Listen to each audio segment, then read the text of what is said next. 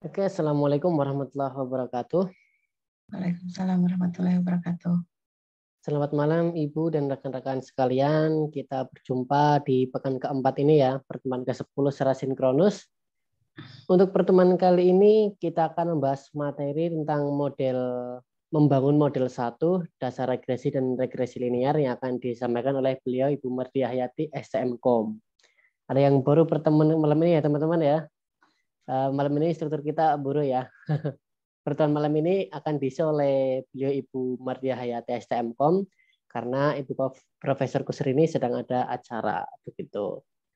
Oke, sebelum memulai pembahasan materi, alangkah baiknya kita berdoa terlebih dahulu agar pertemuan ini bisa berjalan dengan lancar. Berdoa menurut agama dan kepercayaan masing-masing, dipersilahkan.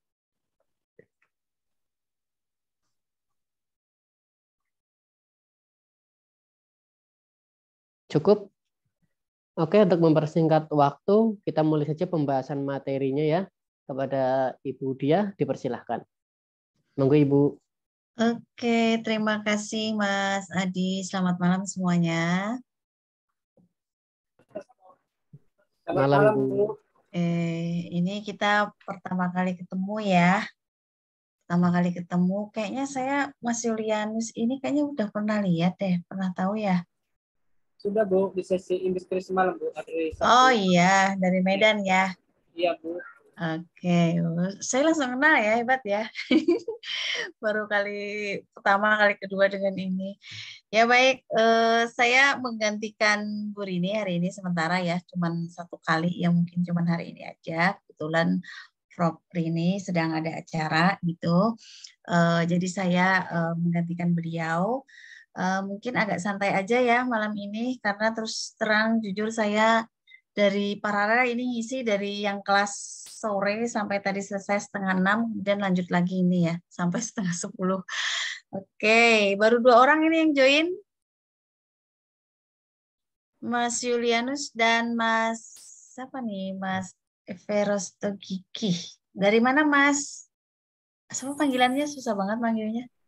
Dari Mas Gigi? mananya dulu Bu?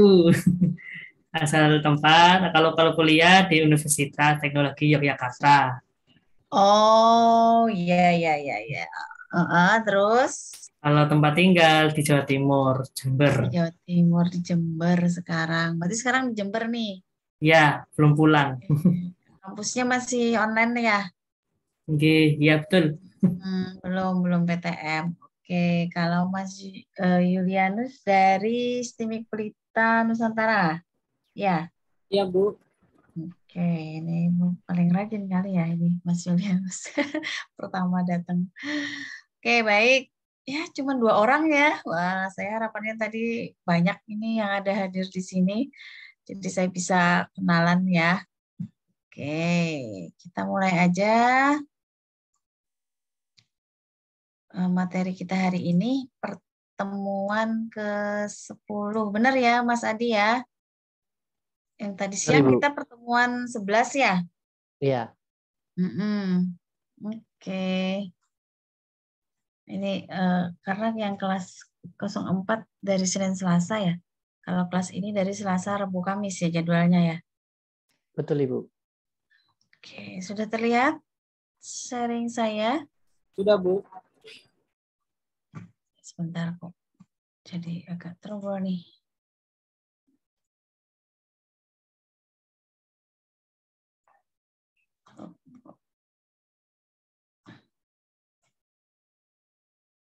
Yang terlihat presentasi kan ya? Iya Bu. Oke, baik. Kita mulai aja bukan perkuliahan ya, maaf ya. Pelatihan ya, terbiasa perkuliahan ini. Oke, baik. Materi kita hari ini tentang membangun model ya. Part 1, kalau ada model 1, 2, 3 ini berarti ada banyak part nanti di hari-hari berikutnya ya. Minggu sebelumnya tentu saja kalian sudah mempelajari tentang pre-processing ya, cukup banyak materinya, bahkan ada satu sesi yang sampai 130-an slide ya. Nah, hari ini kita akan membangun sebuah model. Jadi dari tahapan kemarin untuk proses data mining ya, dimulai dari collecting data, kemudian membangun mengkonstruksi data, kemudian pre-processing sampai akhirnya kita hari ini di membangun model 1. Ya, dengan membangun model nanti ada beberapa algoritma yang digunakan dalam implementasi di machine learning. Hari ini kita akan mempelajari dasar regresi dan regresi linear. Oh ya, kalau boleh tahu Mas Gigi, jurusannya apa Mas? Prodi atau jurusan? Pendidikan teknologi informasi, Bu. Oh, pendidikan teknologi informasi. Terus Mas Julianus? Teknik informatika, Bu. Teknik informatika. Oke, informatika ya. Berarti materi machine learning, data mining, statistik udah dapat belum ya, Mas Julianus ya? Kemarin baru kecerdasan buatan, Bu. Udah dapat. Dapat ya kecerdasan buatan ya. Oke, kecerdasan buatannya sampai mana tuh materinya? Di sana diajarin apa aja di perkuliahan? Itu kemarin diajarkan algoritma saja, Bu, sama machine learning-nya, tapi machine learning hanya dasarnya saja, Bu, nggak masuk ke pendalaman materi. Oke, karena memang ya machine learning itu nggak cukup ini ya, nggak cukup 1-2 kali ya. Iya, Bu. Mempelajari algoritmanya itu satu algoritma, satu pertemuan ya, jadi Iya, tidak semua algoritma disampaikan. Tapi di membangun model ini kayaknya cukup banyak ya algoritma. Seperti saya tadi dengan Mas Adi ya di pertemuan ke-11, jadi kelas saya sudah masuk di pertemuan ke-11, itu membangun model 2 itu ada sekitar 6 atau 7 algoritma ya. Jadi juga nantinya juga sedikit-sedikit juga yang akan diajarin gitu. Ya, memang semuanya harus kita explore sendiri ya, biar lebih banyak gitu knowledge-nya. Oke, hari ini kita dasar regresi dan regresi linear ya. Oh ya, perkenalkan dulu, saya Ibu Mardia Hayati.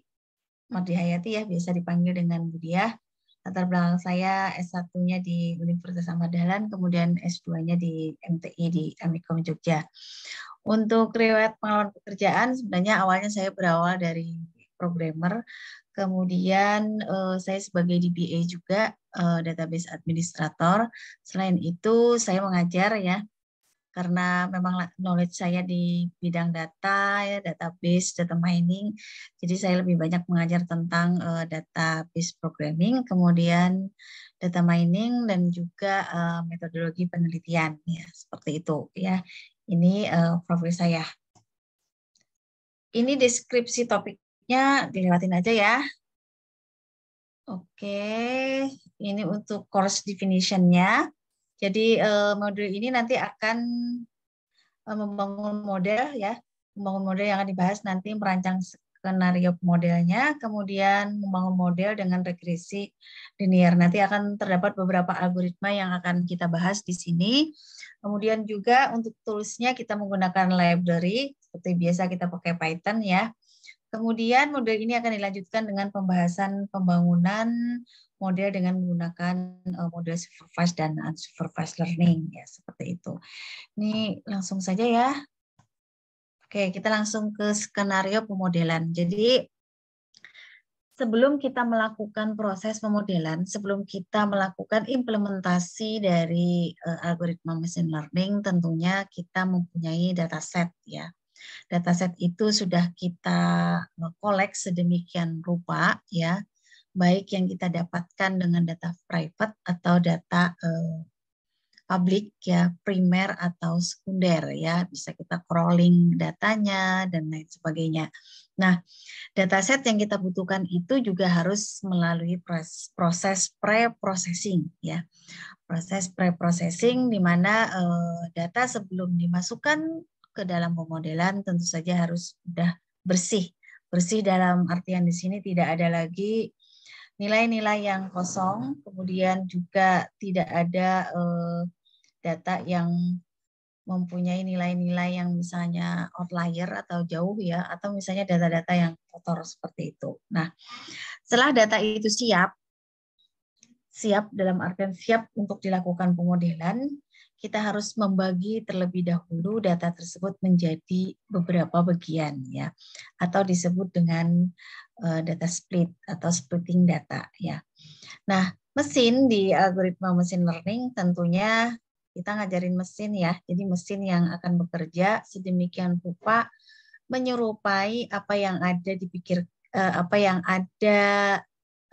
pikiran manusia atau apa yang dikerjakan oleh manusia ya, sehingga mesin akan belajar ya, belajar dari apa belajarnya, dari dataset yang kita miliki, sehingga dataset yang kita miliki itu kita bagi menjadi dua, terdiri data training dan data testing. Ibaratnya begini, seperti kita belajar ya, seperti ini ya, pelatihan ya, itu disebut dengan training data ya. Kemudian untuk menguji apakah training kita yang sudah kita lakukan ini berhasil atau tidak, Anda mengikuti ujian.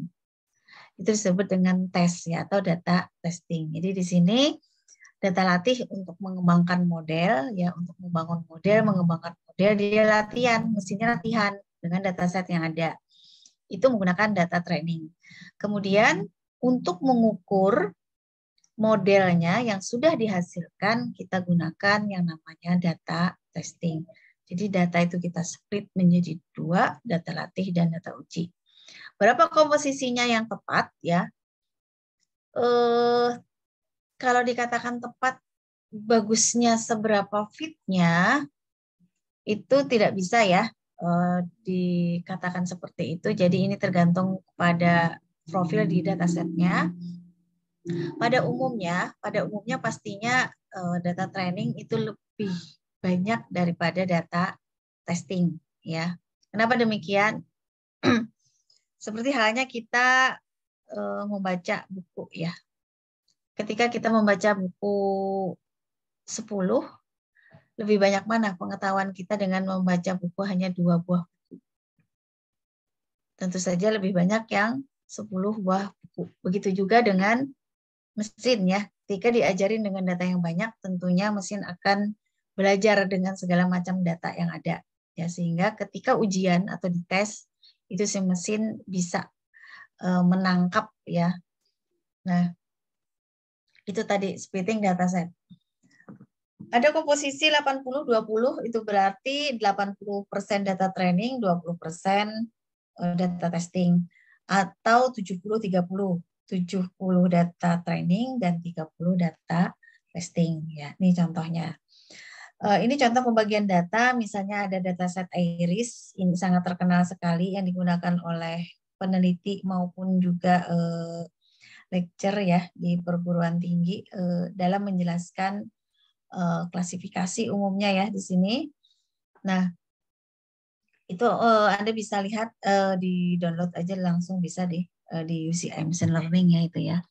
Di sini datanya terbagi dua, data training dan data testing 70-30. Nah, dari dataset itu terdiri dari atribut-atribut ya atau feature. Ada panjang sepal, lebar sepal, panjang petal, lebar petal dan sebagainya. Kemudian ada kelasnya ya. Kelas itu adalah yang mau kita prediksi nantinya, goalnya ya, tujuannya. Kemudian X-trend ini adalah prediktor. Jadi ini adalah atribut-atribut yang digunakan untuk memprediksi Y. Jadi di situ ada X-trend dan Y-trend. Kemudian dari dataset ini dibagi 70-30. Nah, dibagi ya. Secara random tentunya, kalau misalnya ada 10.000, berarti kalau 70% 700 data training dan 300 data testing. Ya, kira-kira pembagiannya seperti itu. Ya. Ini untuk hand-on-nya. Nanti mungkin akan dilanjutkan sama Mas Adi ya. Jadi kita menggunakan di sini sklearn. Jadi ada import untuk trend test split. Nah, di sini kita membagi yang mana X-trend, X-test, Y-trend, dan Y-test ya. Kalau yang ada trend itu berarti untuk trainingnya, kalau yang ada tesnya itu berarti untuk tesnya ya. Jadi di split di sini X, Y dari data yang ada ya, X, Y, kemudian trend size-nya 0,7, trend size 0,7 berarti sisanya 0,3 itu adalah trainingnya. Nah, setelah itu ini hasilnya, ini contohnya ada 150 ya, 150 data. Jadi 105 dan 45 data. Oke. Kemudian selanjutnya ada keyword cross validation. Di sini digunakan pada dataset yang jumlahnya relatif sedikit. Karena apa? Di sini kita akan menguji pemodelan ya. Jadi kita ingin memvalidasi model yang sudah kita bangun. Itu manakah dari model-model yang sudah kita bangun? Itu manakah yang terbaik? Jadi di sini membagi data training itu menjadi beberapa bagian ya. Misalnya di situ bagiannya ada 5 ya. Berarti yang misalnya Ford ke-1 itu digunakan untuk testing misalnya ya, bukan testing, validasi, kemudian sisanya ini adalah untuk training. Begitu selanjutnya. Jadi suatu saat ada bagian data yang menjadi data training, ada suatu saat datanya menjadi data validasi ya, seperti itu. Ya, ini kalau jumlah datanya relatif sedikit ya, kita bisa gunakan mekanisme keyword cross validation ya. Berapa sih jumlah keywordnya? Ya, tergantung datanya juga ya. Kita bisa ini sebenarnya tidak saklek ya, itu terserah kita, tapi pada umumnya itu di bawah 10 ya keywordnya. Ini untuk hand-ons-nya, kemudian ini posisi ya, posisi dari data yang kita miliki, pembagiannya. Jadi di situ ada training, ada validation, dan ada data testing ya. Pada umumnya orang di luar itu dari referensi yang ada, kita cuma ada 2 ya, training dan tes ya. Tapi sebenarnya di dalam data training itu terbagi lagi yang namanya data validation. Jadi di sini data validation ini berfungsi untuk mengevaluasi model ya, dari sekian model yang ada, nanti manakah model yang terpilih, tentu saja dengan mengestimasi error yang seminimal mungkin ya. Jadi di sini fungsinya di model selection ini adalah mengestimasi performa model-model yang berbeda untuk memilih model yang terbaik. Jadi misalnya tadi kalau kita menggunakan keyword tadi ada 5 iterasi ya, menghasilkan misalnya 5 model, nanti dari 5 itu manakah yang terbaik ya. Nah, disitulah yang akan kita pilih ya. Nah, setelah menjadi model yang sudah kita pilih, model tersebut akan dites dengan data yang berbeda, yaitu data testing. Di sini model assessment, jadi dari model yang terpilih kita gunakan data testing untuk mengestimasi error untuk data yang baru. Ya tentu saja semakin kecil errornya berarti akurasinya semakin bagus ya. Ini tidak semuanya saya sampaikan, nanti slide-nya ya, nanti silahkan dipahami sendiri. Nah, setelah kita menghasilkan sebuah model ya, kita harus mengevaluasi model tersebut ya, memvalidasi dan mengevaluasi ya. Dari beberapa task di machine learning ada task klasifikasi, regresi, clustering dan lain sebagainya ya. Itu berbeda cara kita mengevaluasinya ya.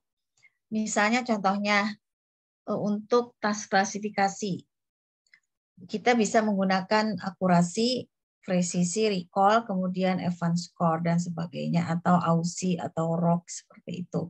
Nah, kemudian kalau untuk regresi ya, regresi ini untuk goalnya, tujuannya adalah untuk data kontinu ya. Jadi kita bisa menggunakan parameter evaluasi itu menggunakan MSE dan MAPE atau RMSE ya. Kemudian untuk clustering, kita bisa pakai Silhouette Score, kemudian ada DPI, Double Bordering Index. Ini Di clustering berarti kita bisa mengukur kerapatan ya. Kerapatan masing-masing titik dalam sebuah himpunan. Kan kemarin mungkin di awal-awal sudah disampaikan ya, clustering, di mana ini salah satu metode unsupervised learning. Jadi mesin tidak kita ajari ya, langsung dicemplungin aja datanya, nanti mesin yang akan bekerja berdasarkan kemiripan dan sebagainya, seperti itu ya. Untuk parameter evaluasi nanti akan dijelaskan detail di pertemuan berikutnya ya. Nah, ini posisi kita sekarang ya. Ini adalah visual guide to CRISP DM metodologi. Ya, di sini ada 6 stage ya. Sepertinya ini memang dirancang ya, mikro kredensial ini 6 minggu ya kita ya. 6 minggu, kemudian sekarang kita berada di pertemuan minggu keempat. Jadi business understanding ini kemarin di minggu pertama, kemudian data understanding di minggu kedua, kemudian kemarin minggu ketiga data preparation, kemudian sekarang kita di tahapan ini modeling ya. Jadi sebentar lagi ini evaluasi untuk minggu kelima, dan karena mungkin untuk deploy ya, mungkin seperti itu ya. Karena di kita juga materinya biasanya disampaikan hari Senin ya. Biasanya setiap hari Senin itu disampaikan untuk pertemuan materi dalam 1 minggu berikutnya. Itu. Ini langsung saja. Nah, kita langsung ke algoritma untuk regresi ya. Regresi adalah proses untuk memprediksi nilai kontinu ya. Misalnya di sini ada sebuah dataset. Dataset tersebut terdiri dari berbagai macam feature ya. Sepertinya dataset ini digunakan untuk memprediksi kadar CO2 ya, emisi CO2 ya, dari feature-feature seperti engine size, cylinder, kemudian fuel consumption, COM. Saya nggak tahu ini mungkin istilah di dunia teknik ya. Nah, jadi ceritanya dari variabel X ini tadi, namanya variabel bebas ya atau independen. Ini adalah prediktor ya. Jadi dari variabel X ini tadi di training sedemikian rupa ya. Di training sedemikian rupa untuk mencari atau memprediksi kira-kira kalau misalnya yang nomor 9 ini ya, yang baris ke-10 ya, data yang 9, kalau misalnya ada engine size dengan 2,4 dan cylinder itu 4 dan juga fuel consumption-nya itu 9,2, kira-kira kadar emisi CO2-nya jadi berapa? Seperti itu. Ya, jadi kita ingin memprediksi. Nah, apa yang dilakukan oleh mesin? Mesin itu akan membuat sebuah model ya dari dataset 0 sampai 8 ya. Dengan model tentu saja algoritma ya. Ini algoritma regresi ya untuk memprediksi ya. Apa yang diprediksi yaitu kadar CO2-nya. Kemudian ini yang diprediksi adalah jenis datanya adalah kontinu untuk regresi. Jadi bedanya dengan klasifikasi ya. Sudah paham ya bedanya regresi dan klasifikasi, kapan digunakan, sama-sama prediksi sebenarnya. Sudah ada yang masih belum jelas? Kapan menggunakan regresi, kapan kita menggunakan klasifikasi? Jadi misalnya begini ya. Kita ingin memprediksi besok atau minggu depan harga saham naik atau turun. Itu adalah kasus klasifikasi ya. Data kategorikal naik atau turun. Kemudian kalau misalnya kita ingin memprediksi besok harga saham ini berapa naiknya, berapa turunnya, itu kita pakai regresi karena kita akan memprediksi nilai kontinu. Bisa dipahami sampai di sini? Bisa ya? Mas Gigi, Mas Yopi? Bisa, Bu. Bisa. Oke, saya kasih contoh lagi deh. Ada gambar atau video lah ya, video, tapi tetap diolah dengan gambar image untuk mengukur jarak. Misalnya sekarang kan COVID ya, kita harus social distancing. Ada sekumpulan gambar, di situ ada sekumpulan orang yang berdiri, ada yang jauh, ada yang dekat, dan segala macam. Untuk memprediksi bahwa dalam satu kumpulan objek tersebut, apakah jaraknya itu aman atau tidak. Apakah aman atau tidak aman. Itu berarti klasifikasi kasusnya. Tapi kalau kita ingin memprediksi antar orang itu jaraknya berapa meter, itu berarti regresi. Gitu ya. Jadi regresi ini adalah proses untuk memprediksi nilai kontinu. Ini gambaran tentang model regresi. Jadi ada data baru ya, dalam hal ini contoh datasetnya adalah mobil ya. Ingin memprediksi dari sebuah mobil itu dengan spesifikasinya, ingin memprediksi kadar CO2-nya berapa ya dari mesin yang dimiliki oleh mobil.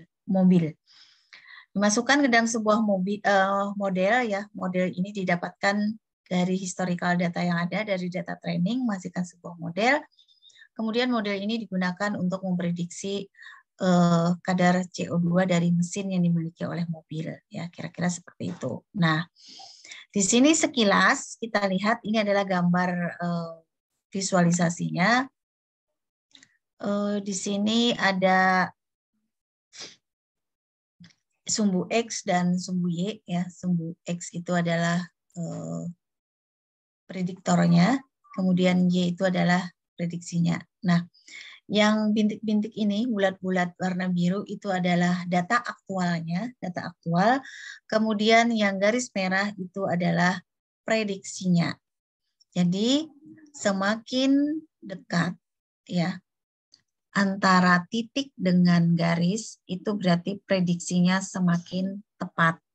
Semakin jauh ya berarti dimungkinkan errornya juga akan semakin besar dan prediksinya bisa meleset jauh ya kalau semakin jauh. Kira-kira seperti itu. Bisa dipahami ya? Suara saya masih kedengaran nggak? Masih, Bu. Masih, Bu. Masih ya. Oke, ini posisi regresi di dalam machine learning. Jadi ini struktur ya, struktur dari machine learning di mana sih posisi regresi itu? Regresi itu masuk dalam klasifikasi untuk supervised ya. Supervised learning. Ada supervised dan unsupervised. Tentunya ini sudah disampaikan ya di awal-awal. Untuk supervised berarti ada campur tangan manusia di situ. Jadi mesin kita ajari atau dinamakan dengan ground truth ya. Jadi ada klasifikasi dan ada regresi, di mana klasifikasi itu untuk memprediksi kategorikal, kemudian regresi untuk kontinu ya seperti itu. Ini ada banyak sekali algoritma yang digunakan, ada linear regression, kemudian nonlinear, SVR, decision tree, dan neural network dan sebagainya ya. Ini beberapa algoritma yang digunakan dalam regresi. Kemudian machine learning. Machine learning itu belajar ya. Namanya pembelajaran mesin, ya pembelajaran mesin. Jadi di sini seperti gambar ini adalah permasalahan ya. Permasalahan ini yang akan diformulasikan ya. Kemudian ada juga domain knowledge-nya, kemudian ada datanya, tadi dataset itu tadi. Kemudian dilakukan feature extraction ya, ekstraksi feature ya.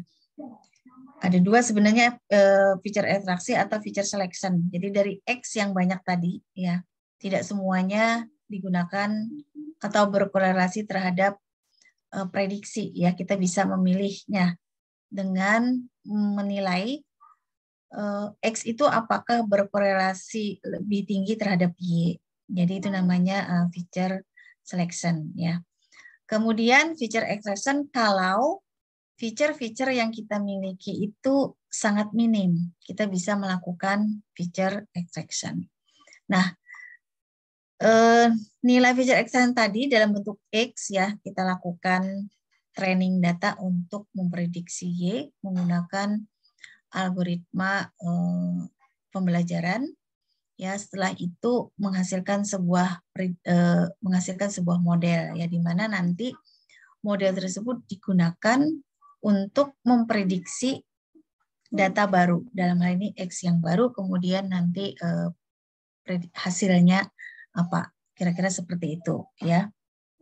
Itu contoh cara kerja, gambaran dari cara kerja machine learning. Kemudian ini, oke, ini kita lewatin aja. Oke, ini beberapa pertimbangan ketika kita mengimplementasikan machine learning ya, beberapa pertimbangan di sini.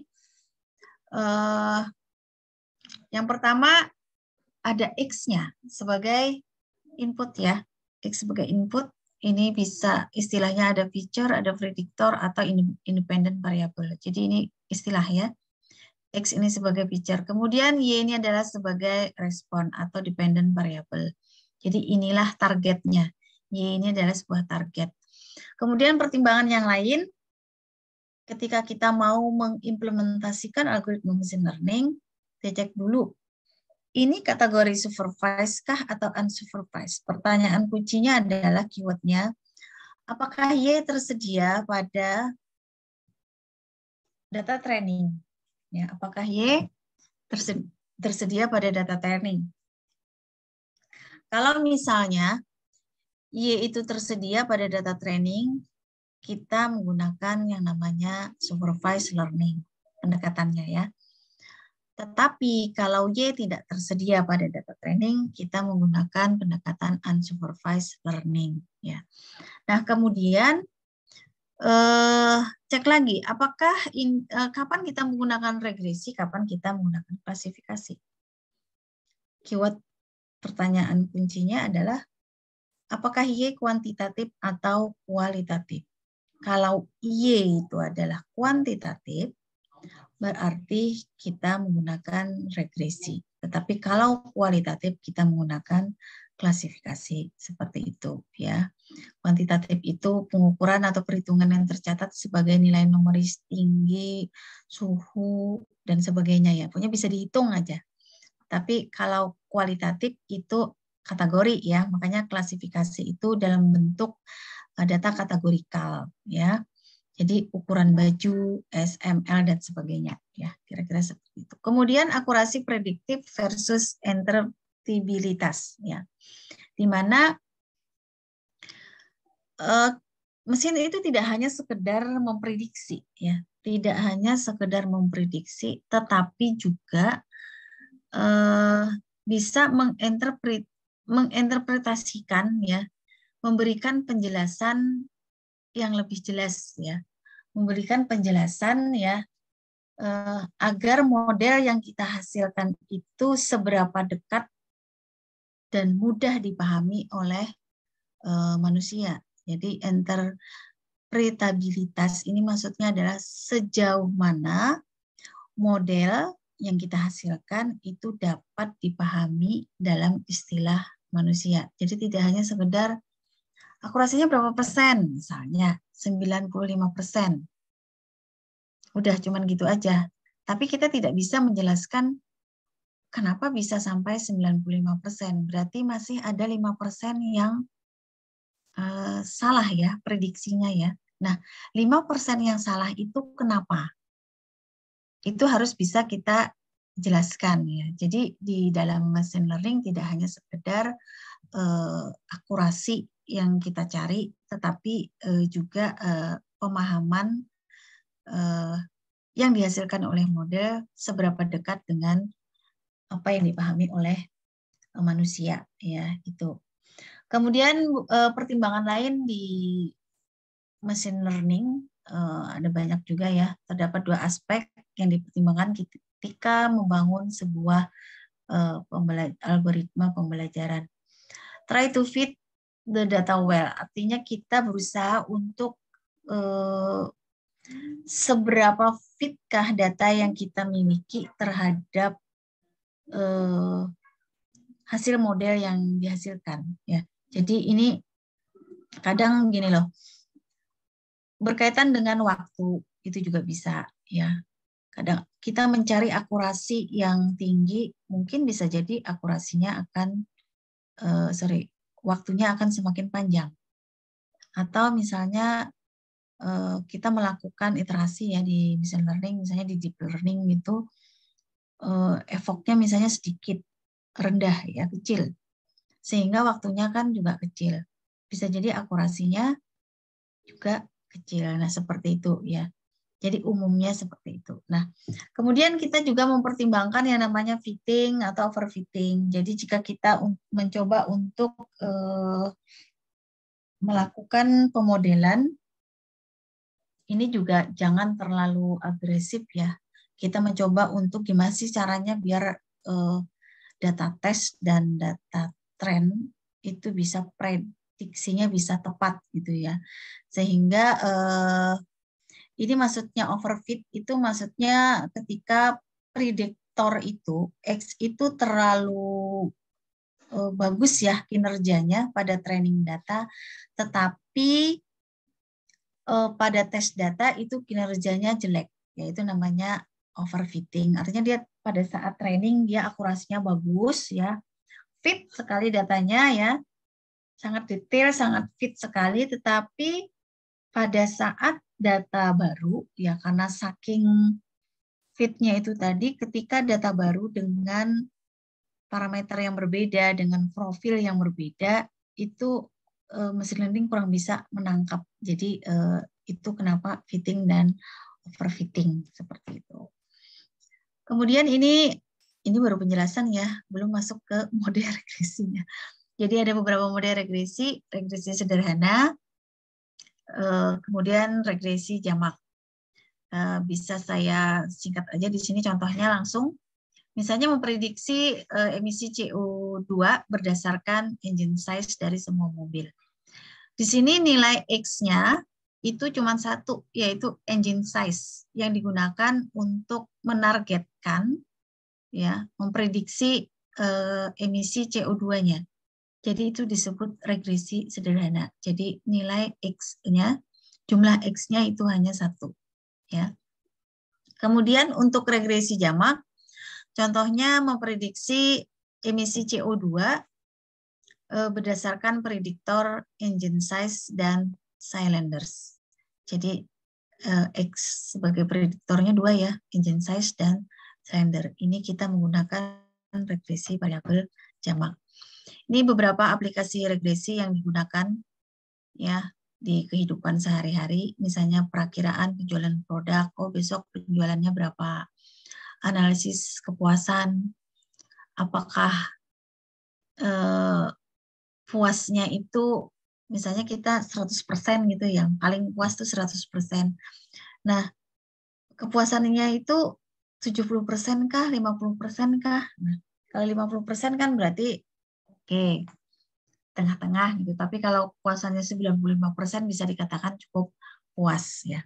Itu kalau kita menggunakan contoh untuk menganalisa kepuasan dalam bentuk data targetnya dalam bentuk data kontinu ya. Tapi kalau kita data kategorikal, ya berarti puas, sangat tidak puas misalnya. Nah, seperti itu kategorikal. Kemudian mengestimasi harga pendapatan pekerjaan. Maksudnya income ya, ini. Itu aplikasi regresi. Ini contoh macam-macam algoritma regresinya. Kita langsung aja masuk ke regresi linear sederhana ya. Di sini tadi kita ingin memprediksi memprediksi kadar CO2 dari data di baris ke-9, baris ke-10 ya. Ini ada perumusannya. Jadi sebenarnya regresi itu adalah sebuah fungsi ya. sebuah fungsi linier dengan persamaan y sama dengan beta 0 plus beta 1 x1 plus error. Nah, di situ beta 0 itu dianggap sebagai y-intercept atau konstanta, ya. Kemudian B1 itu adalah koefisiennya, koefisien regresi. Kemudian X-nya itu adalah nilai independen variabelnya. Kemudian untuk E itu adalah nilai errornya. Ya, diharapkan nilai error ini kecil. Nah, ini untuk topologi regresi linier sederhana ya, berdasarkan engine size-nya.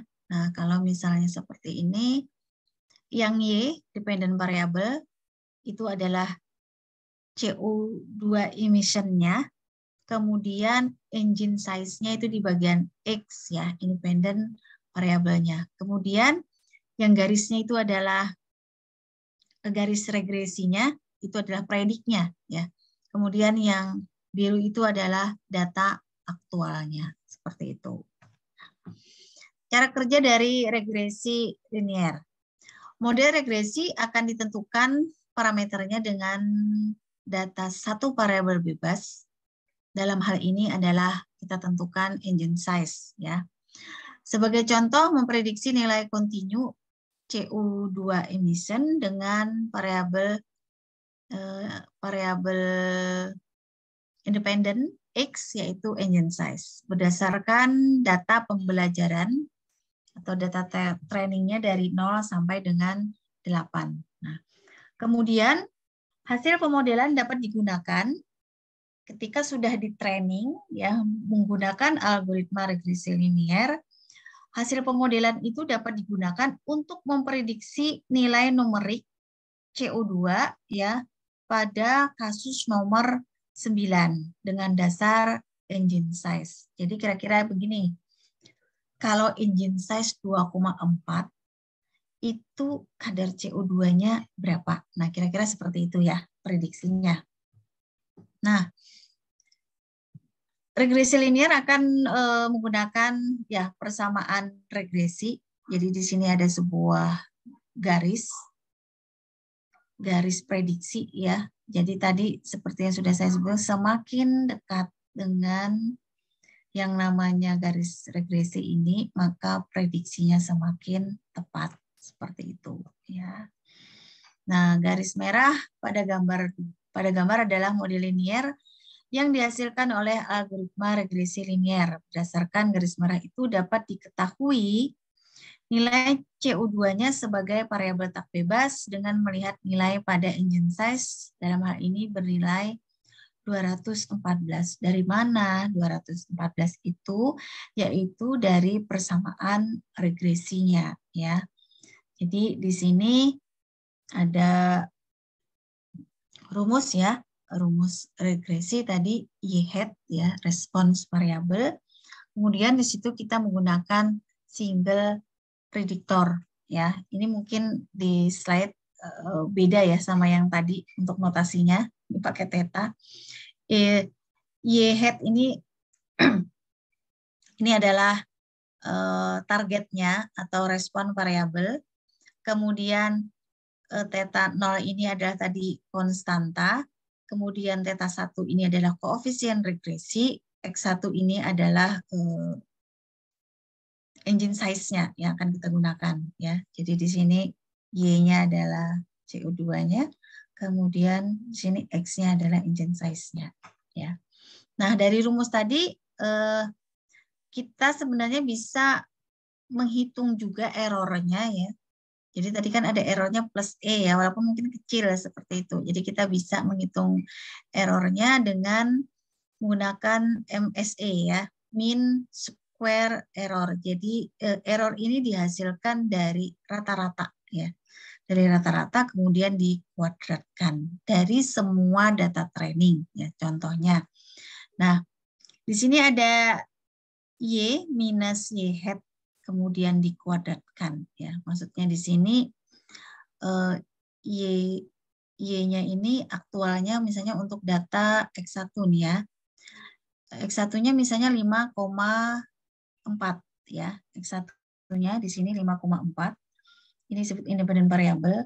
Kemudian di data training kita bisa melihat di situ Y-nya adalah 250 ya. Contohnya. Kemudian kita hitung ya nilai errornya. Jadi 250 minus 340. 340 ini adalah prediknya ya. Prediknya. Predik yang ada di sini ya. Kita bisa menghasilkan nilai errornya dengan Y1 minus rata-ratanya. Jadi ya ini harus dihitung ya.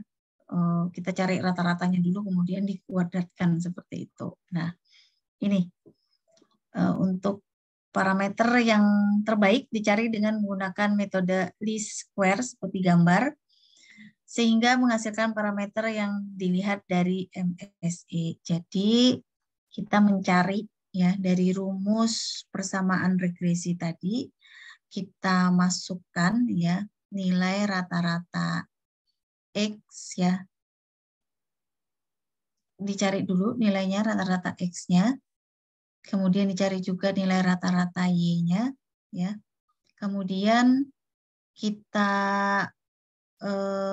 ini jumlahkan semua ya, 2 plus 2,4 sekian-sekian sampai rata-ratanya 3,34 yang dihasilkan. Kemudian untuk Y rata-rata ini kita jumlahkan dari 196 kemudian dibagi 9 ya, hitung rata-rata sama dengan 256. Kemudian kita masukkan ke dalam rumusnya untuk theta 1 atau koefisien korelasinya yaitu dengan mengurangkan untuk setiap nilai X ya. 2 minus rata-rata X adalah 3,34. Kemudian dikalikan nilai Y 196 dikurangi nilai rata-rata dari Y. Kemudian dipluskan, ini sigma ya, dipluskan lagi untuk data yang kedua, yaitu 2,4, ini, minus rata-rata X, begitu seterusnya, sampai selesai, yaitu sampai data ke-9. Ya, data ke-9. Kemudian dibagi dengan X-nya, jadi untuk masing-masing X tadi kemudian dikuadratkan. Ya. Hasilnya ketemu ini untuk theta satunya yaitu 39. Itu koefisien korelasinya. Kemudian untuk mencari konstantanya, tinggal kita masukkan saja rumusnya 125,74 ya. Ini hasilnya. Jadi persamaan regresinya tadi ya Y hat sama dengan 125,74 plus 39 X1. 125 ini adalah konstantanya. Kemudian 39 itu adalah koefisien korelasinya. Jadi bisa saya jelaskan apa sih maksudnya ini persamaan regresi ini maksudnya apa gitu ya. Oke. Konstanta sebesar 125,74 itu artinya jika nilai X1 engine size-nya itu jika ada data ya, engine size-nya itu sama dengan 0, berarti X1-nya sama dengan 0, berarti berapapun dikalikan dengan 0, hasilnya kan akan 0. Ya, hasilnya akan 0 di sini. Sehingga konstanta di sini predik di sini akan menghasilkan predik sebesar nilai konstanta. Ya. Maka estimasi CO2-nya sebesar 125,74 jika X1 itu bernilai 0. Jadi ini adalah sebuah ketetapan ya untuk mengantisipasi kalau ada nilai X1 yang bernilai 0. Seperti itu maksudnya ya. Kemudian apa sih plus 39 X1 itu maksudnya apa?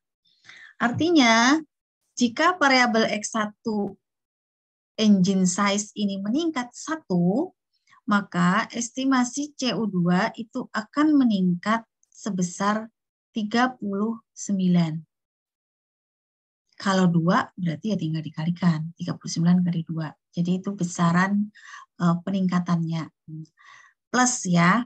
Nah, plus ini maksudnya adalah semakin meningkat engine size, maka diprediksi semakin meningkat juga kadar CO2. Tapi kalau di sini minus, berarti kan menurun ya. Menurun ya. Jadi maksudnya kalau minus 39 berarti kalau menurun 1, maka artinya dia akan menurun sebesar 39. Ya, kira-kira seperti itu penjelasan saya tentang persamaan regresi yang dihasilkan. Ya. Jadi itu berupa garis lurus kan kelihatan ya.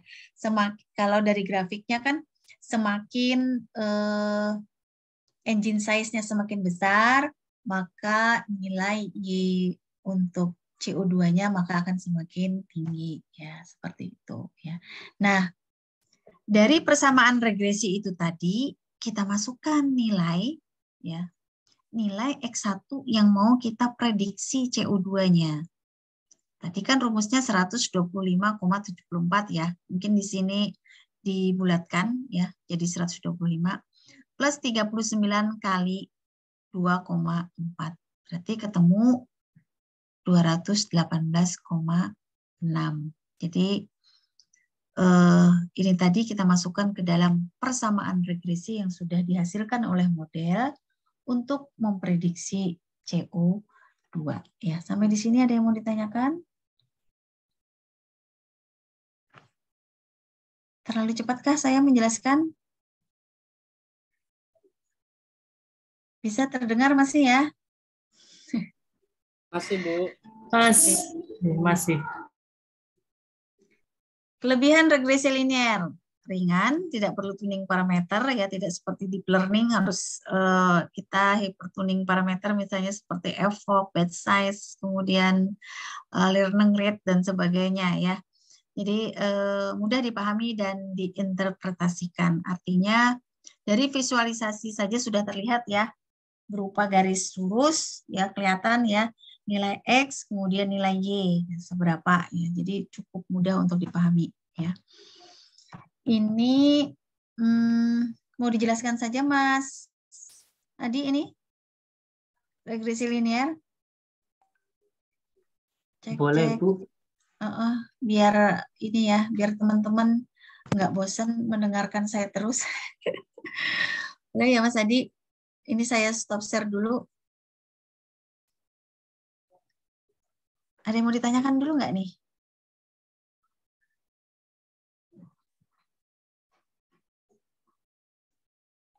Mas Gigi, Mas Safaat, Mas Yopi. Ini cowok semua ya Mas ya? Kalau di kelas satunya banyak kan cewek ya? Kebalikannya. Kemarin banyak cewek, udah keluar semua Bu ceweknya. Oh gitu. Nggak kuat ya? Nggak kuat maksudnya nggak kuat codingnya ya? Itu gara-gara Mas Gigi itu, Bu. Kenapa? Mas Gigi kenapa Mas Gigi nakal ya Mas Gigi ya? Astagfirullah. Apa salah saya? Mungkin digodain kali ya? Enggak, Bu. Cuma suruh masuk Zoom. Oh gitu. Iya, kalau kelas saya satunya di kelas sore itu cewek semua ya Mas Adi. Makanya Mas Adi happy-happy aja. Bisa digabung di sini sebagian, Bu.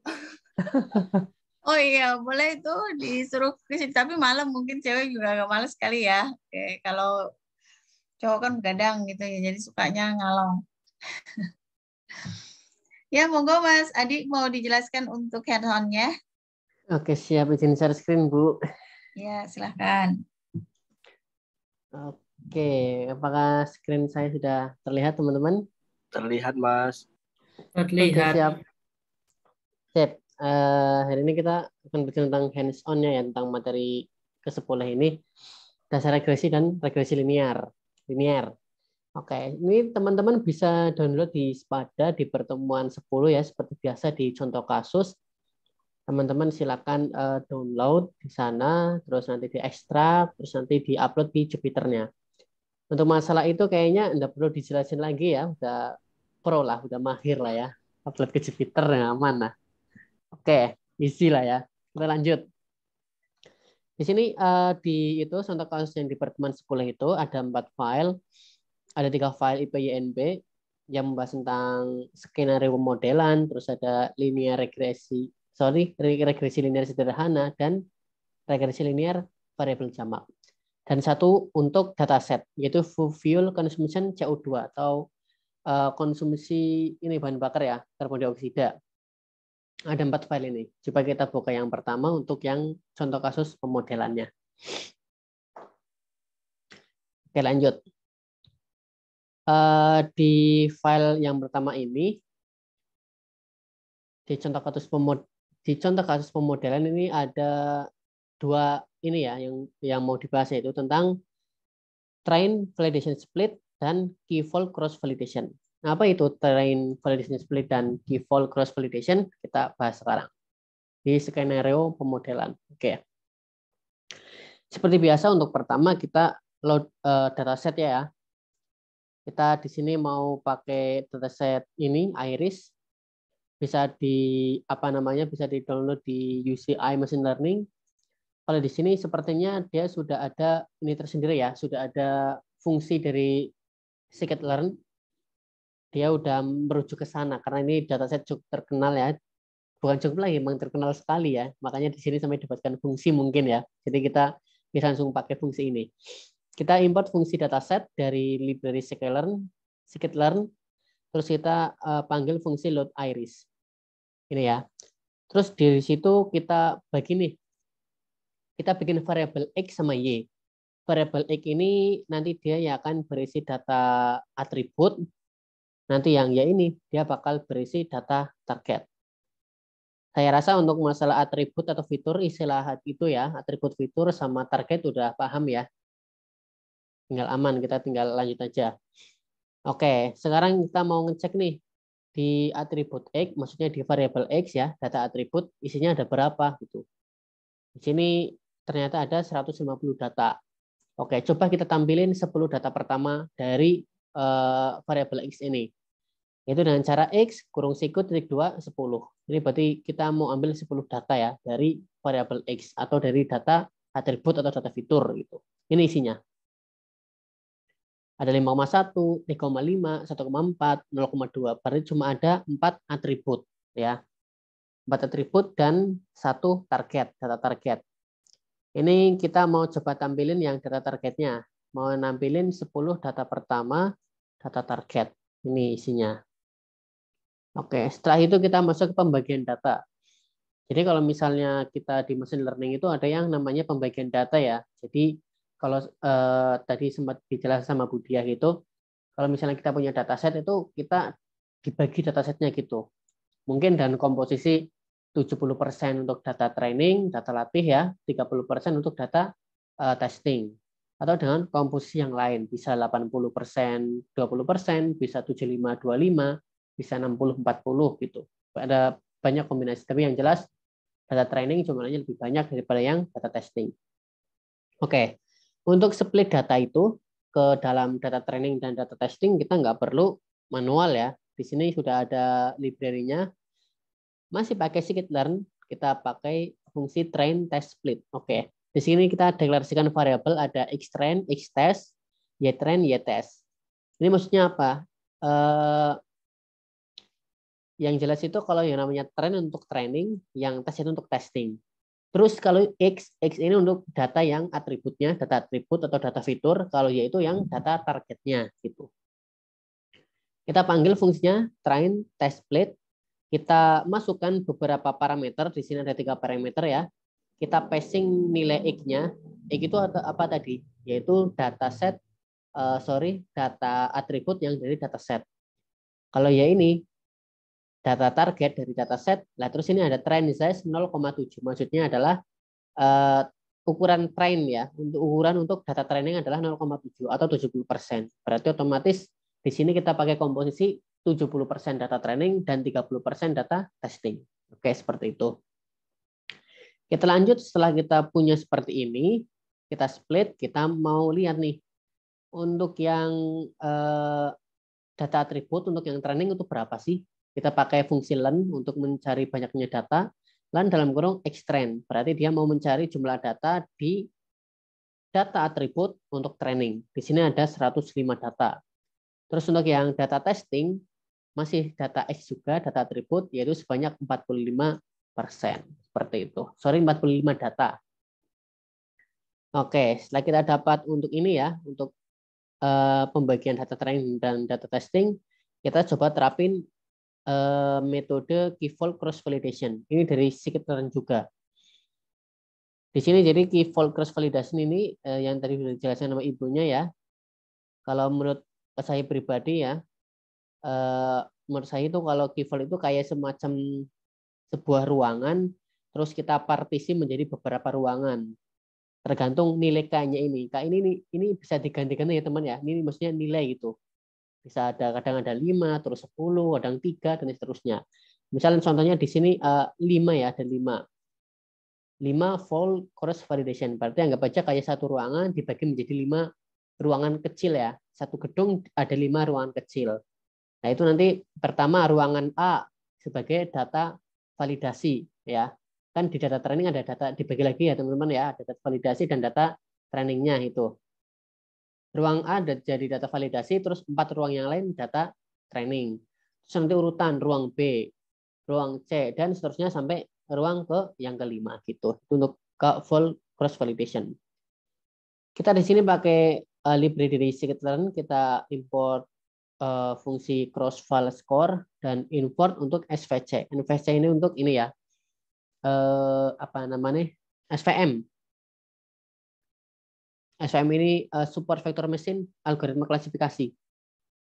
Oke, di sini kita bikin variable model yang isinya yaitu ini SVM dengan kernel linear. Ini kernel ini bisa ada yang lain ya, ada 4 kalau nggak salah, ada linear, ada polinomial, terus ada yang lain juga. Terus ada nilai C-nya 1. Terus di sini kita bikin variabel namanya scores.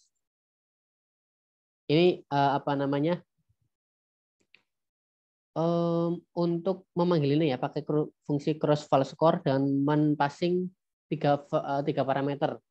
Ada model yang tadi kita buat ini, terus nilai X, data atribut dan data target, terus dengan key vault-nya 5.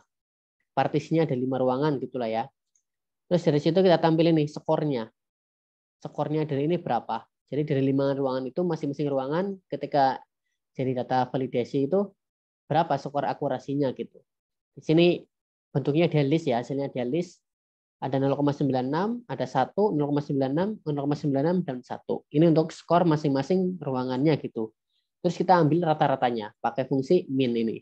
Dari 5 partisi itu rata-ratanya yaitu sebanyak 0,98.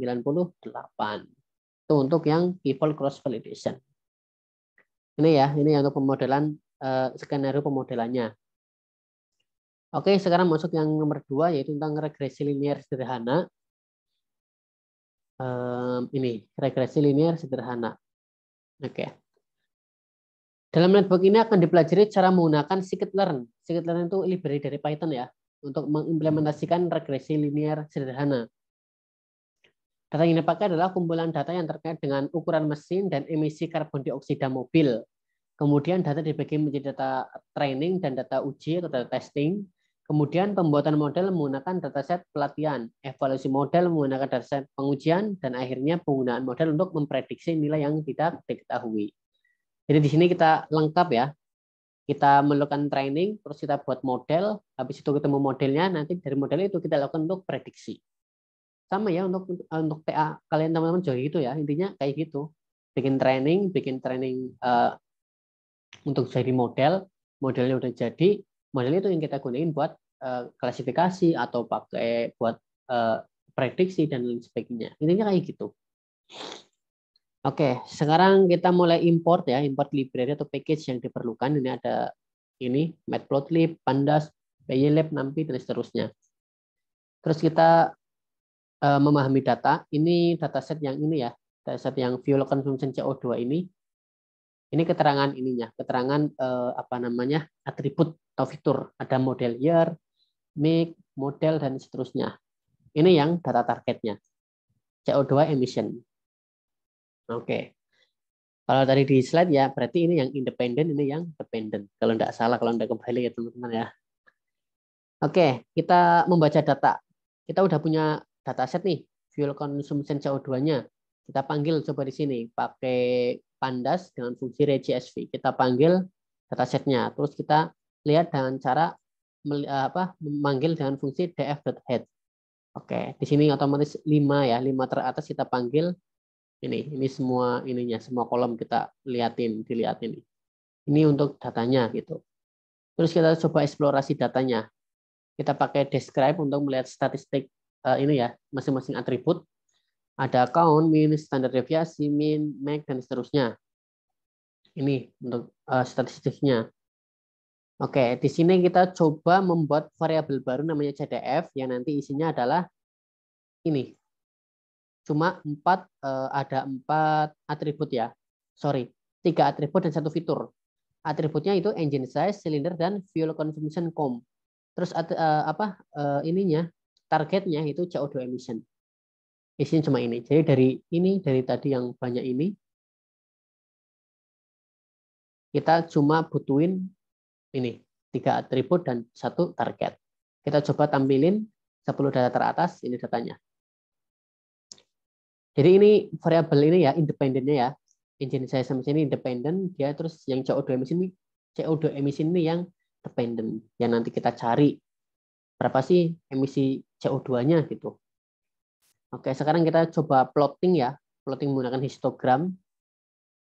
Masing-masing atribut yaitu ada silinder, engine size, CO2 emission, dan fuel consumption com. Kita coba bikin histogramnya seperti ini. Terus kita bikin sebuah plotting scatter ya. Kita bikin diagram pakai scatter. Di sini kita mau membandingkan sumbu X ini fuel consumption dengan emission. Kita mau membandingin ini pengaruh fuel consumption terhadap emisi yang dihasilkan. Ini grafiknya seperti ini, cenderung naik gitu ya. Kemungkinan ya kalau misalnya konsumsi bahan bakarnya naik ya emisi yang dihasilkan juga naik gitu. Ini juga sama kayak tadi, cuma sekarang yang sumbu X-nya bukan fuel consumption tapi engine size, ukuran mesinnya. Hubungan ukuran mesin dengan emisi yang dihasilkan. Terus di sini ada juga ukuran silinder ya, ruang bahan bakar ya, terhadap emisi yang dihasilkan. Oke, di sini dia enggak ini ya, enggak titik-titiknya enggak garis, tapi dia bentuk-bentuk kayak gini. Ini apa namanya kan beda. Kalau ini kan dia rapat kayak gini, dia juga ada bentuk garis gini, tapi ini enggak. Nanti dari eksplorasi data ini, dari diagram ini bisa bisa dilihat ini cocok nggak sih untuk regresi gitu. Kalau ini dia nggak cocok untuk regresi karena dia ya ini datanya kan beda kan ya. Kalau ini dia cenderung naik, ini bisa dibuat garis, kalau ini enggak. Oke, lanjut. Pembuatan dataset pelatihan dan pengujian. Ini kita buat variabel MSK, kita pakai NumPy untuk random. Di sini kalau saya lihat ini ya teman-teman ya. Jadi kita mau splitting data lagi kayaknya ini. Tapi dengan komposisi yang 80%, 20% ini. Saya coba yang tren ini dia 853 atribut, 853 baris. Sementara yang testing ini 214 baris, itu kan jumlahnya dari 1000 gitu kan ya. Oke, kita coba ini ya, membuat model dengan regresi sederhana. Oke, ini masih kayak tadi, ini mungkin lanjutan yang tadi ini, hubungan antara engine size, ukuran engine dengan emission. Sekarang kita fokus ke pemodelan ininya, pemodelan linear sederhananya. Di sini kita pakai fungsi linear model dari library scikit-learn. Oke, di sini kita bikin objek ya, bikin objek dari kelas linear regression. Kita ini deklarasikan data training untuk Y untuk yang atribut dan X untuk atribut dan Y untuk yang target. Kita pakai NumPy array untuk yang atribut ini, kita pakai yang kolom engine size. Sementara kalau untuk yang target ini CO2 emission.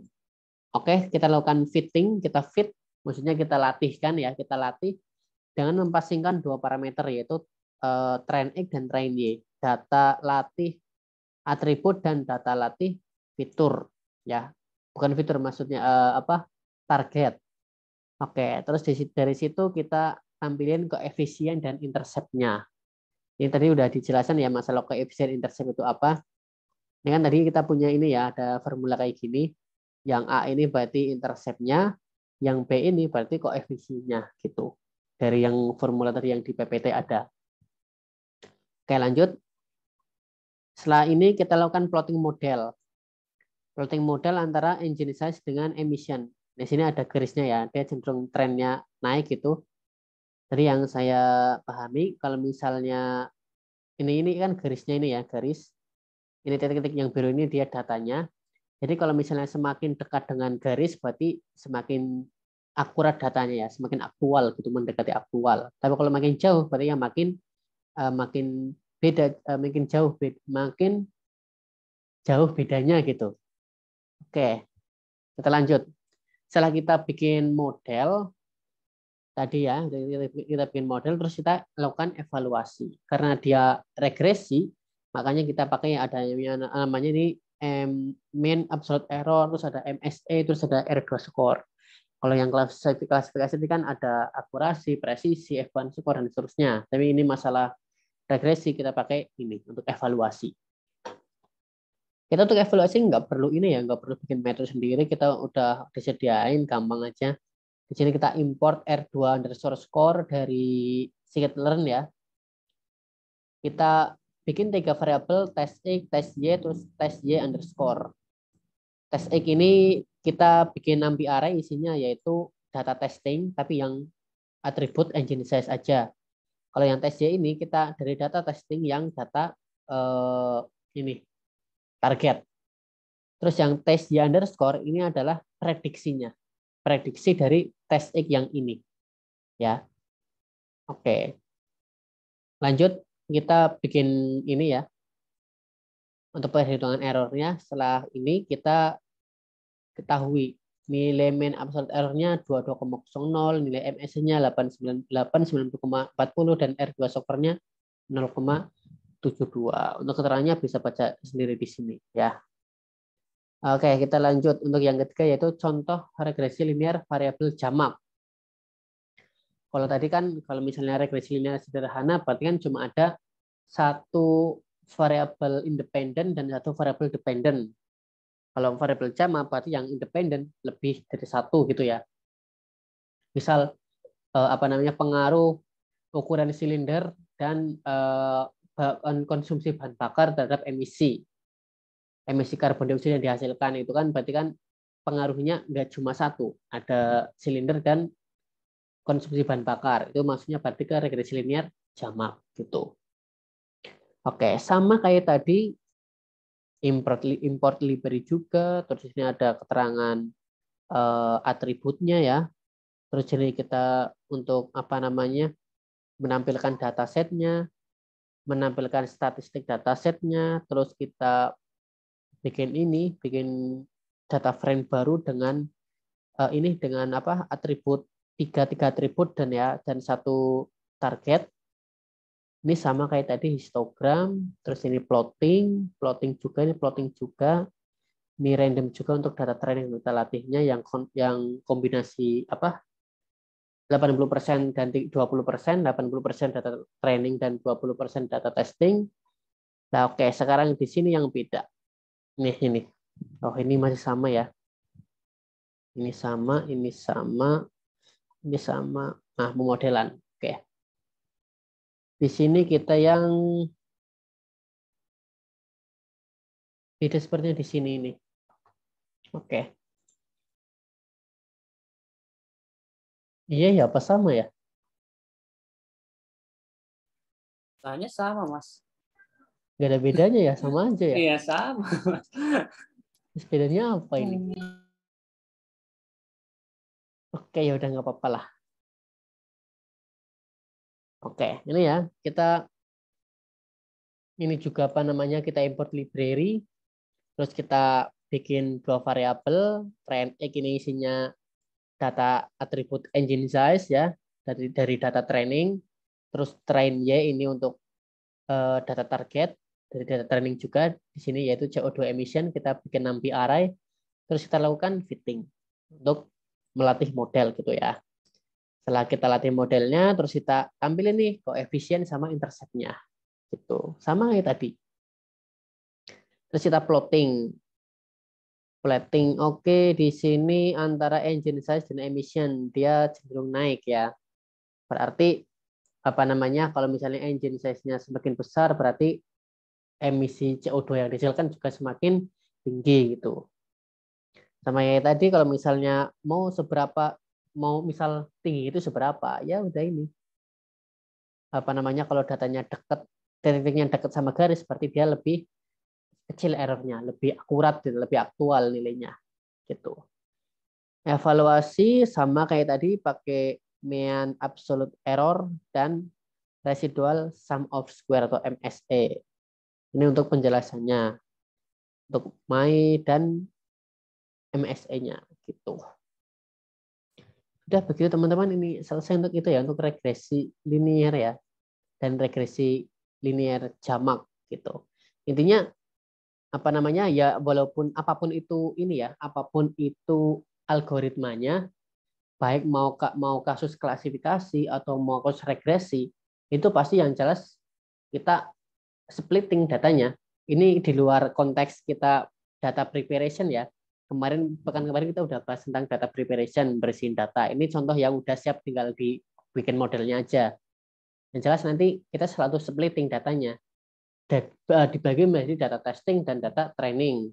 Komposisinya banyak, ada yang 60-40, ada yang 70-30, 75-25, ada yang 80-20 gitu. Tapi di sini tadi ada yang pakainya yang 70-30. Kalau saya sendiri kadang pakainya, seringnya sih selalu pakai yang 20%, 80%. 80 untuk training, 20 untuk testing gitu. Terus untuk model, kita pakai library aja bisa ya teman-teman ya. Kalau misalnya besok teman-teman mau TA, nggak usah pusing-pusing, udah ada library-nya, nggak usah kita bikin metode dari awal, ini gimana caranya, itu manualnya gimana, kita bikin rumus sendiri, nggak usah. Tinggal panggil ini hanya aja, library-nya dia tinggal pakai, rampung. Nggak usah pusing-pusing gitu ya teman-teman ya. Oke, ini yang teman-teman yang single fighter ya, yang mungkin teman-temannya pada hilang kemana, jangan pusing. Aman. Oke, mungkin itu saja dari saya teman-teman ya. Saya kembalikan ke Bu Mardia. Oke, terima kasih Mas Adi. Kayaknya untuk yang jamak nggak usah dijelasin, ya udah jelasin sama Mas Adi ya. Intinya bedanya itu cuman X-nya aja. Kalau yang sederhana tadi kan X-nya cuma satu, ya engine size ya, contohnya tadi. Nah, kalau yang jamak itu X-nya ada lebih dari satu. Jadi rumusnya ya hampir sama ya, Y hat sama dengan konstanta plus koefisien korelasi dikali X1 plus kali X2, ya koefisien korelasi kali X2 dan sebagainya. Seperti itu ya. Bisa dilihat itu di slide-nya ya. Sebentar, slide-nya di slide ke-59, 58 ya. Oke, habis itu cuman sedikit juga penjelasannya, habis itu langsung ke hand-ons. Hand-ons-nya tadi kan sudah dijelaskan ya sama Mas Adi. Iya, itu memang betul Mas, sepertinya tidak ada perbedaan. Kayaknya masih pakai yang sederhana itu. Karena X-nya nilainya cuman satu, yaitu engine size ya. Gitu ya. Oke, berarti sudah selesai ya Sudah, Bu. pertemuan kali ini. Gimana? Ada yang mau ditanyakan atau yang kurang jelas? Silahkan, atau mau ngobrol aja deh. Terserah mau tanya apa yang berkaitan dengan pelatihan ini ya. Atau mungkin Anda mempunyai proyek, mau TA rencananya, misalnya tugas akhir atau skripsi, monggo silahkan. Silakan teman-teman ya, sharing-sharing aja teman-teman ya. Kita masih punya 13 menit dari sekarang biar 90 menit. Oh gitu ya, harus ngepasin 90 menit ya. Oke. Silakan. Biasa nih Mas Julianus nih. Atau Mas Gigi? Oke. Ini Mas, mau tanya nih Mas. Ya, gimana? Kan kebetulan kan aku yang ketiga belum aku serahkan. Ya. Kebetulan datanya kemarin saya minta dari kampus masih belum lengkap. Kebetulan aku olah datanya masih kacau. Makanya kemarin sampai semalam jadi nggak siap deh datanya semua lengkap. Mungkin minggu ini baru aku persiapkan sekalian modelnya minggu ini. Apakah Tapi bisa datanya diserahkan? Datanya gimana? sudah mulai lengkap sih Mas, tinggal merapikannya saja. Mana yang digunakan, mana yang tidak digunakan. Tahap pre-processing berarti itu ya? Iya, iya Proses Mas. datanya. Mas Julianus itu Hanya TA-nya tentang apa kemarin? ini kemarin rencananya Bu, prediksi kelulusan mahasiswa tepat waktu. Prediksi kelulusan mahasiswa tepat waktu. Iya, itu Yang temanya. diprediksi tepat waktu atau tidak gitu ya? Iya, bukan kadang kan ada masalah. Kebetulan kan kadang mahasiswanya SKS-nya kurang sehingga keterlambatan kelulusannya itu bisa bertambah, aturannya lulus 4 tahun menjadi 5 tahun, kan itu salah satu faktornya. Maksud saya itu prediksinya itu kategorikal atau kontinu. Kalau kontinu berarti pakai pendekatan regresi. Kalau kategorikal berarti pakai pendekatan klasifikasi. Nah, Y-nya punyanya Mas Julianus itu mau memprediksi apa tadi? Telat atau tidak gitu? Atau berapa tahun lulusnya atau gimana? Ya itu kemarin Bu saya minta saran dari Ibu juga, dari Ibu Prof juga kemarin, karena saya punya data ini data tahun 2016 sampai 2018. Itu data yang saya punya, sekalian dari nama, atributnya nama, NIM, IP dari semester 1 sampai semester 6, dan ada juga nanti sekalian IPK-nya. Itu dulu yang saya usahakan Bu. Tadi kan untuk prediksi lulusnya sama tepat waktu apa enggak gitu ya? Temanya kemarin Bu saya buat saja prediksi kelulusan mahasiswa tepat waktu. Gitu ya, harus ini kan dulu Mas, harus di-create dari awal. Itu Mas Julianus mau memprediksi apanya, tepat waktu atau tidak, itu berarti kategorikal ya, pakai klasifikasi. Atau mau memprediksi kapan lulusnya, berapa tahun lagi, nah itu berarti pendekatan regresi. Kalau data yang Mas Julianus kumpulkan kan berarti X-nya ya, baru X ya. Iya Bu. Nah, Y-nya itu tadi kelasnya mau apa? Itu bisa dicari lagi datanya. Misalnya nih untuk data dari kampus ya, prediksi untuk S1 ya. S1 iya, itu Bu. S1 itu dianggap lulus tepat waktu kalau dia misalnya berapa sih S1? 4 tahun ya. 4 tahun misalnya tahun, ya. Bu. Iya, 4 tahun. Ya udah di labeling aja tuh, di labeling. Kan ada proses anotator tuh. Untuk Y-nya. Kan mesin diajarin. Supervise kan ini. Ini Sampai masih kurang paham, Bu. Masih kurang paham. Iya, Bu. Coba lihat Mas, datanya coba lihat. Di-share deh. Datasetnya dalam bentuk apa? Udah di ini Excel atau CSV gitu? Datasetnya masih belum rapi, Bu. Kebetulan kan setiap tahun, iya, yang dikasih sama saya sekarang satu file 1 tahun 1 angkatan. Baru lagi beberapa file dikasih Bu, masih belum saya rapikan. Mungkin malam-malam tadi ini kan saya rapikan. dengar udah ada nama ya, NIM ya, kemudian Iya, IPK. Bu. Nah, IPK itu bisa sebagai X itu Mas. Independent variable ya, X. Nah, dari IPK itu, anggaplah kayak tadi engine size ya. Engine size untuk memprediksi kadar CO2. Berarti EPK itu untuk memprediksi berapa tahun misalnya dia akan lulus, kalau misalnya regresi. Tapi kalau misalnya tepat waktu dan tidak, berarti IPK-nya sebagai X, kemudian Y-nya tepat waktu, kemudian kelasnya berarti ada 2, tepat waktu dan tidak tepat waktu. Nah, Y-nya itu berarti harus dilabelin. Siapa yang melakukan label? Kita, manusia, karena itu kan supervised learning. Jadi Mas Julianus harus melakukan labeling. Misalnya nih dari data yang ada dari tahun 2016 sampai 2018 ya, dicek mahasiswanya. Dicek dia masuknya kapan, lulusnya kapan. Kalau misalnya 4 tahun, oke, berarti dia tepat waktu di labeling.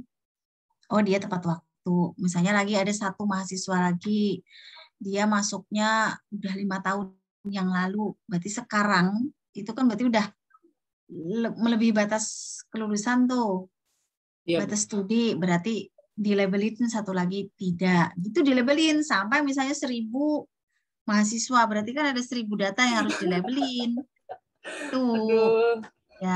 Ya itulah kelemahan dari supervised learning. Tapi lebih akurat karena apa? Yang melakukan validasi itu adalah manusia. Manusia dianggap di sini lebih benar daripada mesin, ya kan? Karena manusia memiliki akal. Makanya disebut dengan ground truth, kebenaran yang paling hakiki. Itu dari manusia. Gitu. Ya dibagi-bagi aja, satu kelompok ada berapa orang, misalnya ada 1000 data. Berapa data itu jumlahnya? Ada 1000, Mas? Ada nggak nyampe 1000 data? Mas Julianus? Mohon maaf, Bu. Sempat sinyalku kurang bagus, Bu. Oh gitu. Iya, Ada Bu. berapa data itu? Data yang saya punya, 1000-an Bu. ada nggak? Kedengaran ya suara saya ya?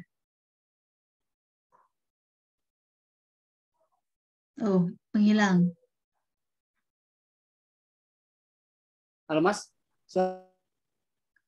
Oh iya, suara Sinyalnya lama. kurang bagus, Mas Zain. Oke. Putus-putus suaranya. Sinyalku ini, Mas. Kurang bagus. Cuaca hujan Ya itu sini, tadi Mas. Mas Julianus. Ya, dilabelin ya. Dari 1000 data dibagi-bagi itu misalnya kalau ada 1000 mahasiswa. Seperti itu. Ya, semangat tugas akhirnya.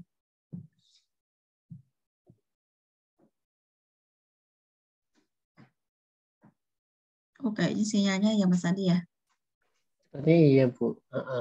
Ya, siapa lagi? Mas Gigi. Oh, ada yang baru, Mas Yofi, Mas Kairusi, Mas Tetokutitah Gusti. Ya, ini tadi baru bergabung ya. Dari mana aja nih, Mas Yofi? Cek Mas Yofi Saputra. Saya dari tadi, Bu. Iya, maksudnya itu dari Oh. universitas mana? Dari Unan, Bu. Unan. Ya, Bu. Unan itu Andalas. Andalas, Bu. Andalas ya. Andalas itu mana? Padang. Padang, Bu. Padang. Oke, dari Padang. Mas Gigi di Jogja. Kemudian Mas Kairusi Safaat. Mas Kairusi dari mana? Dari Palembang, Bu. Dari Palembang. Kemudian Mas Titah dari universitas mana? Halo Bu. Maaf Iya. sebenarnya tadi saya ada acara. Saya dari UGM, Bu. Oh, dari UGM. Oke. Iya. Oh, bisa masuk ya ke sini ya UGM ya, dari perguruan tinggi UGM ya. Nggak milih di UGM-nya. Kayaknya ada juga hostnya ya Mas Adi. Ada, Bu. Ada. Fakultas apa Mas? Itu Fakultas MIPA, prodinya Statistika, Bu. Oh, prodi statistika. Wah, ini jago mesin learning ini. Kalau Mas jurusan apa? Mas Titah MIPA ya. Jago-jago mesin learning nih. Belum Statistik belajar apa lagi? banyak sih, Bu. Gimana, Mas? Belum belajar banyak sih mesin learning-nya. Semester Cuma 5 kayak, kan ya? iya. Baru analisis-analisisnya Oke. aja. MIPA berarti sama Bu Hartati, Prof Siapa aja sih, lupa saya. UGM. Ya. Itu milih sendiri atau gimana, Mas? Ketika daftar di program ini, itu milih sendiri kampusnya atau memang acak? Ditaruhnya di Amikom gitu? Waktu itu milih, Bu. Tapi sepertinya pembagiannya acak atau saya juga kurang tahu, Bu. Oh gitu. Milihnya dulu di mana? Waktu itu di mana ya? Saya lupa ya, Bu. Lupa Di juga. Oh, berarti iya, ya karena lupa itu kali. Mungkin kepilihnya Amikom gitu. iya Ada mungkin. 11 ya. Saya juga lupa apa aja sih. UGM, ETB ya Mas kayaknya ya Mas Adi ya. Kemudian ETS, ETB, ETS, Amikom, TELU, Telkom University Udinus, kayaknya. UI, Udinus. Syah Kuala. Ya, oke. Ada lagi nggak ya ini yang mau ditanyakan? Silakan teman-teman, ada ya kalau misalnya ditanyakan atau curhat soal TA, Mas temennya pada hilang Mas, saya silakan. Kalau di kelas satunya gimana Mas Adi? Di 04 ada nggak yang japri-japri gitu? Kalau ada sih Bu, kebanyakan soal ini sih temennya pada apa namanya pada nggak ikut, kadang saling mengendalin, aku belum paham, kamu aja, kadang ada yang kayak gitu. Mm-mm. Ini makin lama makin habis Mas ya. Jangan deh, Iya, tetap semangat ya sampai pertemuan 18. ke-18 ya. Mungkin ada sebagian besar mungkin yang sudah memahami ini, tapi kalau semester 5 mungkin sudah ya, sedang berlangsung juga kali ya. Kalau di bidang informatika, ilkom gitu, ilmu komputer, materi-materi AI, itu di semester 5, 6, 7 itu sudah ada juga sih. Ya, ada lagi nggak ya yang mau ditanyakan? Kalau nggak ada mungkin bisa ditutup Mas Adi.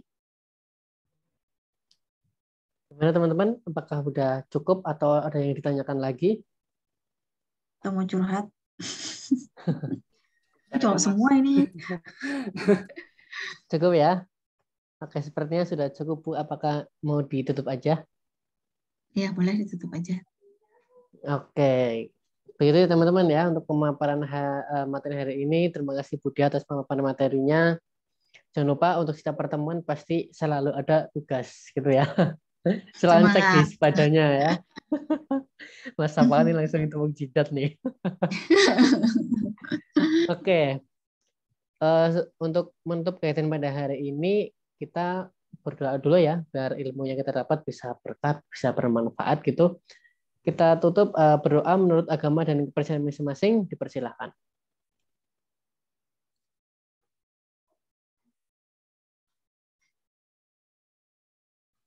Cukup? Terima kasih Budi atas pemaparan materinya. Terima kasih teman-teman atas partisipasinya hari ini ya. Ketemu lagi besok di jam yang sama 19.30 dengan lanjutan sepertinya membangun model 2. Kita pekan ini lanjutan terus ya. Model 1, model 2, model 3 gitu. Oke, kita cukupkan. Wassalamualaikum warahmatullahi wabarakatuh. Waalaikumsalam warahmatullahi wabarakatuh. Waalaikumsalam warahmatullahi wabarakatuh. Di end record Mas, udah.